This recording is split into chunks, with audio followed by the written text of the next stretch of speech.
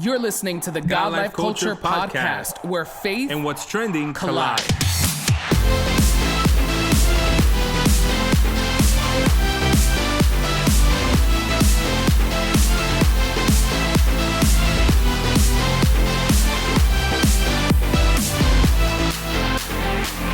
Welcome to the latest episode of the God Life Culture Podcast. This is Eddie. What's up, everyone? This is Miguel, and we are so thankful that you are tuned in for another episode of the God Life Culture Podcast. If this is your first time listening, we want to say welcome to the God Life Culture Podcast. Be sure to hit that subscribe button so you can be notified every time we drop a new episode. And if you are a returning listener, welcome back, and thank you so much for tuning in week after week and checking out our podcast. Like I said earlier, we are thankful, and not just because it is Thanksgiving week, but it is Thanksgiving week. So we are going to talk about all things Thanksgiving today. Yes. Right? I think aside from Christmas, Thanksgiving is very popular, right? Like probably like the second most popular holiday out there, like where people, do in the United States, celebrate, right? And every year we always talk about Thanksgiving, and we've talked about like different memories and, all of that. And today we're going to start our conversation talking about the food, because I feel like the food around Thanksgiving is what a lot of people look forward to, right? And let's rank our foods, maybe from worst, from worst to the best, right? Why are you laughing? That's a list. That's a list. Okay. All right. No, I think we should do like our top two favorites and the top two the bottom two. That's true. But you know why he wants to do that? Because he don't like half the foods on the Thanksgiving list. Well, let's clarify that. I think that, we have to state the obvious. Nosotros somos Latinos. And as Latinos, we are, we still hold true to our traditions.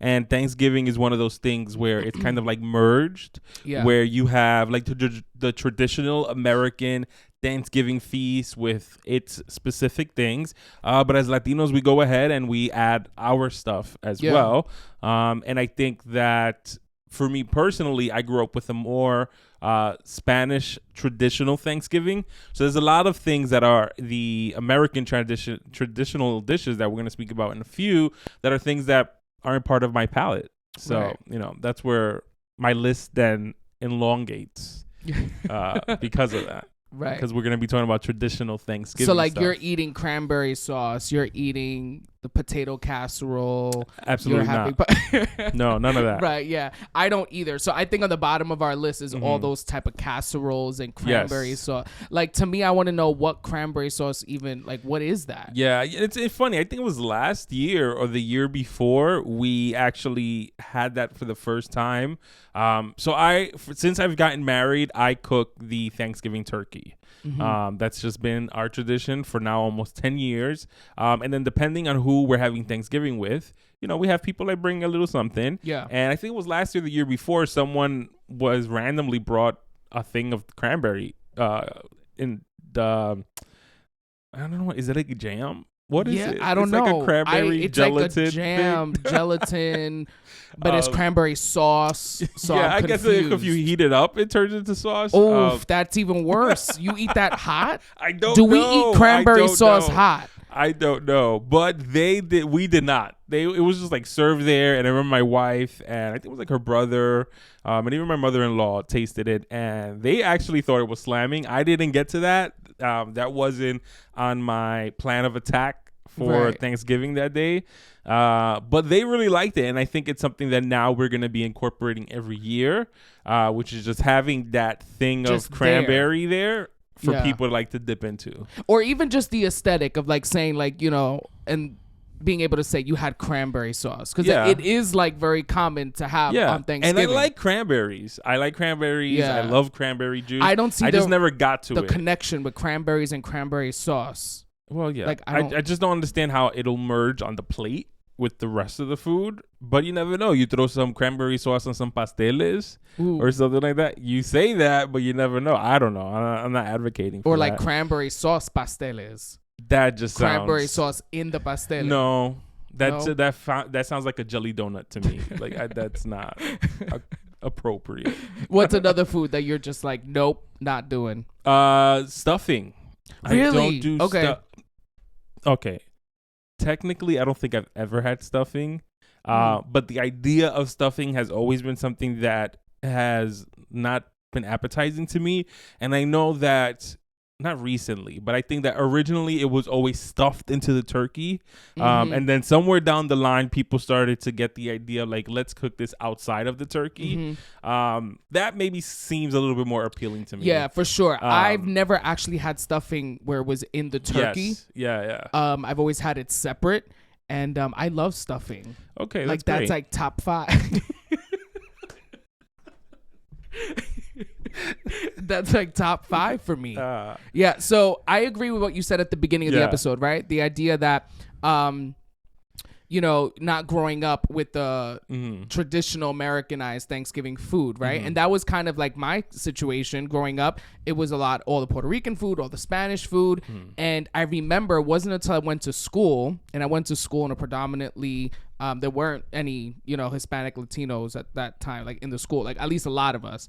And I remember hearing about stuffing and yams and turkey. And I was like, wait, I don't have any of this, So I remember going home and being like, listen, this Thanksgiving, we're going to have stuffing. We're going to have turkey. We're going to have ham. We're going to have sweet potatoes, mashed potatoes. And that's how we slowly started incorporating those foods along with the rice, beans, pernil, and all the other things that we normally would have. So, yeah, I love stuffing, though. So sweet potatoes, no. It's not something I go to. It doesn't really bother me. I've technically haven't had it the way that it's prepared traditionally for Thanksgiving. I've had like sweet potato in other forms. But like that's what it is. I have. You know what? I need someone who cooks traditional American Thanksgiving feast to invite me. And then I'll try a little bit of everything to see. But up to now, I really haven't. No, it's never been something that I've leaned towards. Yeah. And every once in a while, every once in a while, like how you were saying, there are, like, let's say, like, people who don't usually do the American dishes that will incorporate a random yams or a random casserole in between the arroz de pernil and all the other stuff or whatever. But it's just that there's so many other stuff that it's kind of like, why would I go to it? Yeah, so mac and cheese. Oh, love. Yes. Absolutely. Right? Any mac type of cheese. pasta salad, mac and cheese, things like that. Amazing. Yes, always. Yeah, mashed potatoes. Yeah. My mashed potatoes is cool. Gravy. Yes, depending. Yes. Yeah. Are you a gravy I'm not a gravy person. Yeah, it depends. Not everyone makes the gravy the same, which goes for anything. But I do like gravy. I do like people that get like adventurous and they do like the mashed potatoes with like maybe like a little bit of like bacon infused or garlic a little bit mashed of potatoes, like garlic cheddar. Yep, all that top. stuff is great. I don't like mashed potatoes or potato salad that has apples in them. Why? I don't. Why do we put apples in potato salad? I don't like cold potato salad. I don't like cold potato salad? Yes, no, I don't like that. But isn't potato salad's different than mashed potatoes? Yes. I just think yes. Do you like warm potato salad? I'm not room shaming temperature. You. Room temperature. Okay. Yes. Okay. Yeah. I don't want to. You see, like for me, mashed potatoes should be warm Yes. and potato salad should be cold. No, to me, no. Like I don't want to bite into it and like I get like when your teeth get really cold. Like I don't need that happening. Yeah, but that's there's something wrong with the temperature of the fridge if that's what's happening. It's because it's also in comparison because everything else on your plate is warm. So it's like that one random cold thing. I don't know. To me, it doesn't go. And shifting to desserts, so then apple pie. No, that's a no for me. Oh yeah, absolutely no. Apple pie is a no, and that's because again, apple pie is usually warm, but then warm apples. Why are apples warm? Do you like warm like that? Like apple cider, but that's a drink. Yeah, but it's technically warm apple. But like an actual like apple pieces, no. That's the problem. That's a problem. Pumpkin pie? No. Everything pumpkin. We already discussed this. But we did have. I don't remember I don't remember with who it was, but my wife and we found pumpkin cheesecake. Was that what you were there for? That was us. Yeah. Slamming. Yeah. Slamming. Yeah. Great. So I think like pumpkin infused things is good, but like a straight up like pumpkin pie, no. Right. To me, no offense to pumpkin lovers. And then turkey. Yes, and it also depends. You know, I remember growing up, my grandfather for Thanksgiving would make turkey a la fricassee, I think it's what it's called. So it's like it's made with like wine, and it's like juicy turkey, but like a little bit like extra, not juicy in the sense that you cut into it and it's juicy. It's like cooked in a pot that has a lot of liquid. So it has like wine, a lot of other like broth and stuff like that. And that wasn't really my favorite. Okay. I like the traditionally like put it in the oven, keep it nice and juicy on the inside, but a little bit crispy on the outside. That's the type of turkey that I think is slamming. Dry turkey, not at all. Right? Yeah, I think that's the biggest reason why people say they don't like turkey, because it's very dry. Yeah. Right? Yeah. So that's not good. Now, as far as like our Hispanic foods, right? And all of that, what do you have then aside from that, or what have you had, or like in the past? Mean, you know, you have the arroz con gandules, you have the pasteles, you have the pernil. I mean, ham is traditionally, I think, across the board, everybody likes ham. I think the way it's prepared may be a little bit different. You have people that have like the honey glazed ham. You have the people that have the ham with like the pineapples on top and all that other stuff. Ham is cool. I really like that as well. And yeah. Did I mention pasteles? Are you a fan of pasteles? I am a fan of pasteles. This is the time of year where they start rolling them out. So you don't. You know, I can have like half of one. Really? And I'm good. Okay. For 3 years. For 3 years? You know what I mean? Wow. Like, it's not like my wife can have pasteles every day starting, you know, in January. It is really hearty. Like I don't understand people that sit and eat like 2. Like back to back. Yeah, no. But a nice good one. When you put ketchup on it? I definitely do. Absolutely. Yeah. There's people that put like mayo ketchup on it. But yeah, ketchup is fine for me. Preferred. I can eat it plain, but I prefer ketchup. Yeah. You know, and then you have the people that get like, you know, fancy. They make the alcapurrias, the relleno de papas. They make a lot of what we call frituras, which are like the different types of like fried foods. You know, but yeah, there's a lot. And it was funny because we were reading this thing. There was this article you found that had listed Americans' favorite Thanksgiving dishes. Yeah. And 83% of the people that they surveyed say that turkey was their favorite traditional dish for Thanksgiving. Then 78% mashed potatoes. Then it went down to stuffing or dressing. Then it went down to bread or rolls. Do you guys have bread or rolls? No. Yeah. But, you know, bread and rolls make everything better. Like, you know, like those Hawaiian rolls? Yes. Like those small ones? Yes, those are good. Like, or like the papa rolls ones. with the... Huh? Que son de papa. Pan de papa? The potato bread? Oh, potato. Yes, but like... Yeah. I'm having a hard time visualizing what type of bread it is. Okay. It's like yellow, but they're like they look like the Hawaiian breads also. Right. But they're a little bit more on the yellowy side. Okay. All right. Then I know.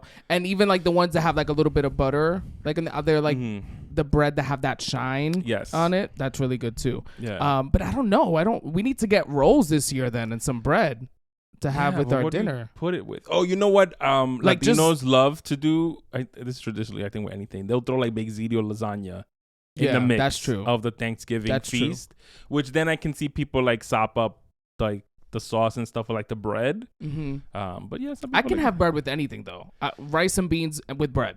No. For what? You don't need it. But just it's good. Take a bite of the bread, a spoonful of rice. No.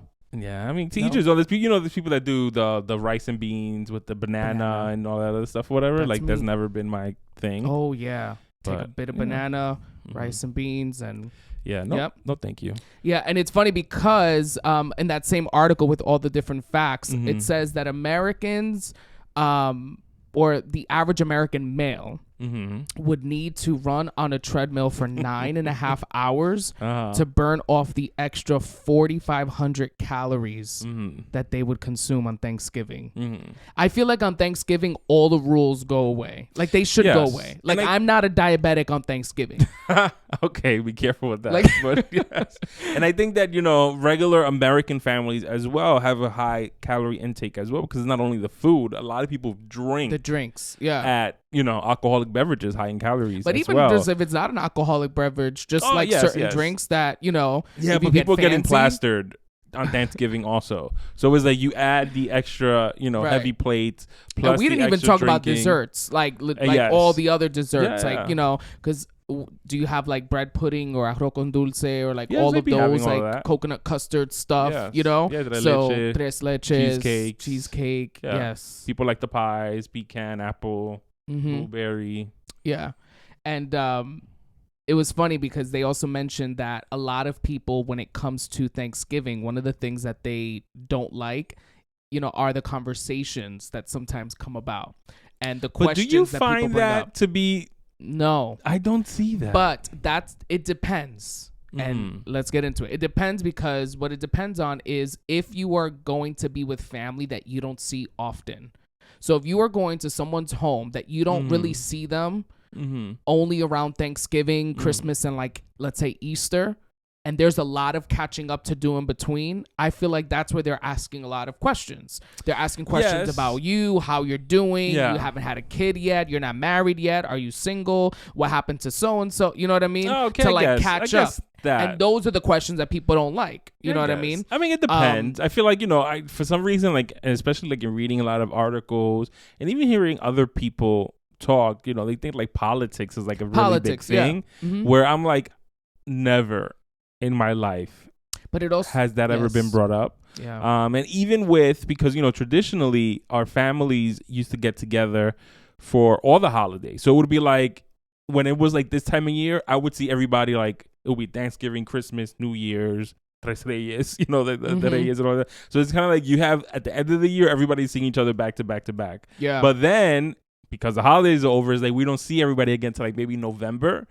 So there was a lot of catching up, but I never felt like it was weird. Like I never felt like it being contentious or like people like asking questions. Like obviously every once in a while, like if you went and you were skinny, it was like, tú estás flaco. If you went and you were chunky, it was like, tú estás gordito. So there was always like little annoying things that people would say. But at least maybe I just had a good family in that way. I think that's what it is too. When you have close-knit families and families that are together and united and see each other often, or at least talk often on the phone, FaceTime, then I think those things are a little bit avoided, and you almost look forward to seeing people. I know as a kid, but it's just when you're a kid, when you're younger, you don't really like all of that, especially like if certain people weren't gonna be there, like your cousins or whatever. It was kind of like, who am I gonna talk to, like what am I very true. But then as you get older, it's almost like you can be more involved and you have a voice, and it's more like you're into it a little bit more. So I can see that part of it.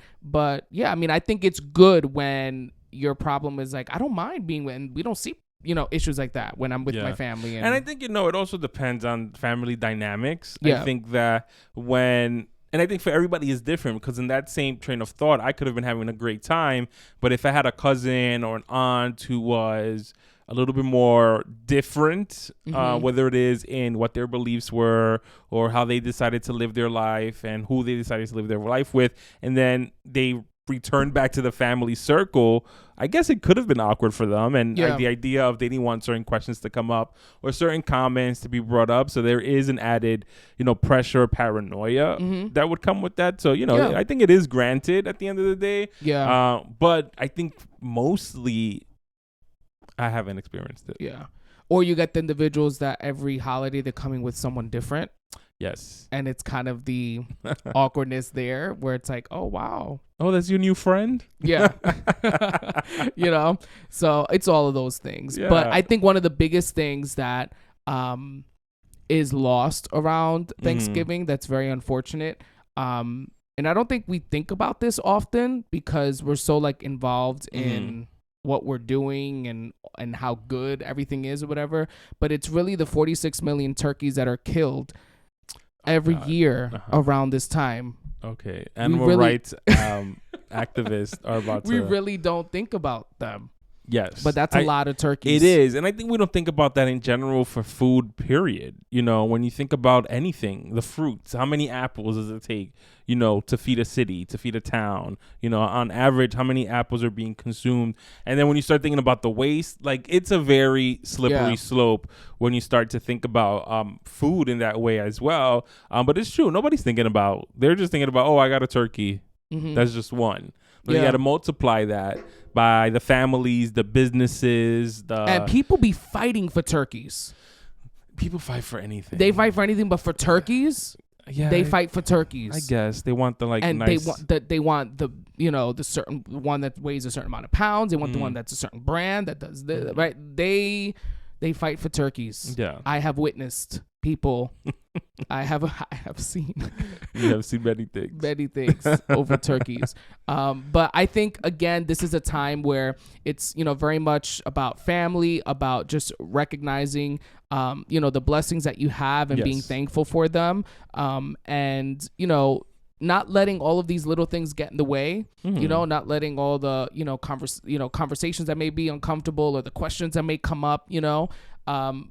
Take control of the situation and take control of just your feelings and emotions and choose to kind of have a good time, choose to have, a nice experience. And it's one of those things where, especially I think if you have kids, right, you're kind of instilling, like those memories, in them as well. I think for me, the reason why I love these holidays is because I go back to the memories that I had as a child, and now it's almost like you have the ability to create new memories, right? And new things. And I think that's something really good to look back on. Yeah. And I think the thing that a lot of people don't think about unless they find themselves in that situation is how, the holidays is a very celebratory time of year for many people, but there's a lot of people that find themselves transitioning, where, maybe there's their first year married, so they've spent all their years going to their moms for Thanksgiving, but this year they have to split it.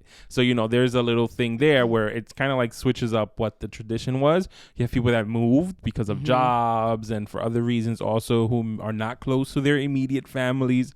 So that switches things up. And I think that unfortunately, death plays a role as well. I remember traditionally my whole life, we had always gone to my grandma's house for Thanksgiving, Christmas, birth, everything was done there. And when she passed away in 2020, it completely shifted everything for everybody. Where it's kind of like, you have people who were maybe lucky enough that they had already been establishing certain traditions and they weren't only dependent on going there, but you had people that was all that they did. And then now all of a sudden that one person not being there completely changed everything. And I think about someone who I know who not so long ago lost both their parents, so it's like, even though it's a very joyous time of year for many people, for other people, they're going through the motions of trying to figure out the balance of, I have to, especially if you have kids, it's kind of like, I need to put on a brave face. I need to, do something fun. I need to not be depressed. I need to not be sad, while also missing the traditions or the people that they would usually spend this time of year with. Yeah. So I think that those are one of the things that we also have to be mindful for as well, where, if you know that someone is doing something that is different from what they usually did because they're not going to be close to their family or friends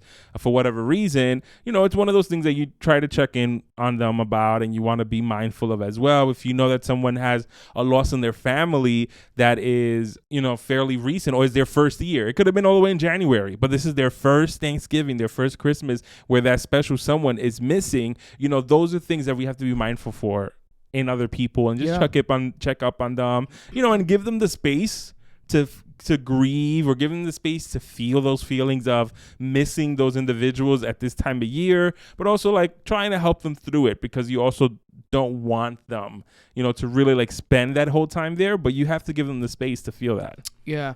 And keeping in mind that gratitude is a state of mind. Yeah. And we say that often, but it is true. Gratitude is a state of mind. You can choose to wake up every day and think about what you don't have, where you could have been, the people that aren't around you, the dreams, the goals that you haven't accomplished yet. And you can choose to be discouraged and you can choose to be upset, or you can choose to wake up every day and be thankful for what you do have and be grateful for the people that are still around and be grateful for what you have been able to accomplish so far.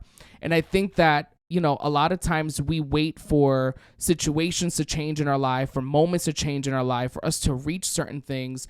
And we just have to remember to be grateful for where we are right now, be grateful for who's around right now, and trust that everything else, you know, will come in its time. And I think that, you know, obviously it's easier said than done when you are in those moments, when you are waiting, when you are wanting to be grateful, but don't feel grateful. You're wanting to be thankful, but, you know, it's very hard to say thank you, God, for, you know, what you're going through in that moment. But I think keeping in mind that gratitude is a state of mind, and the more you begin to, you know, focus on the blessings you do have, and the more you begin to be thankful for the people that are around and what you have been able to accomplish, I think you begin to realize that even if you aren't where you wanted to be, or even if you're not around those you want to be around, or all of those things, you're still blessed. Yeah.